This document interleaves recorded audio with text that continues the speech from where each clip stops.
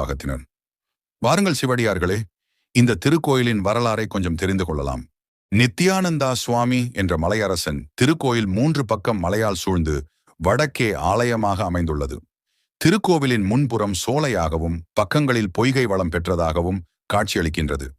அருள்மிகு மலையரசன் சுவாமி திருக்கோவிலின் முன்புற மண்டபம் 4 தூண்கள் சிற்ப வேலைப்பாடுகள் பெற்று சிறப்பாக அமைந்துள்ளது.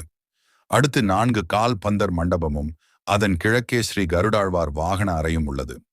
ஸ்ரீ கருட வாகனத்தில் நித்யானந்த பெருமாள் மார்கழி திங்கள் ஏகாதசி நன்னாளில் அருப்புக்கோட்டை ஒரு பகுதியான புளியம்பட்டி கம்மவார் பஜனாலயத்தில் இருந்து புறப்பாடு ஆகி நகரின் முக்கிய மேற்கு பகுதி வழியாக பவனி வருவது அனைவர் உள்ளத்திலும் தெய்வ பக்தியை தூண்டிவிடுகிறது. கால் மகாமண்டபத்தை அடுத்து இருப்பது பாரோடு தோன்றி பள்ளி கொண்டவராகிய அருள்மிகு மலையரசன் சுவாமி இயற்கையாக சயன நிலையில் காட்சி தந்து அருள் தருவது